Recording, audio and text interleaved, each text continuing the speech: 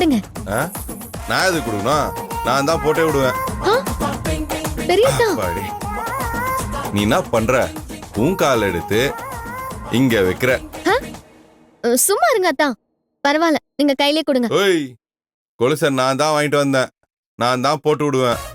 ஓ, என்னத்தான் நீங்க? அதான் அவன் சொன்னான். அதான் நான் பண்ணோம். வெய். அப்படிதான். வேற என்னமோ சொன்னானே. அண்ணனோட காலு, அண்ணத்தோட காலு. இப்போ இது அண்ணத்தோட காலு. கரெக்டா சொன்னோ? சரி, ஓகே.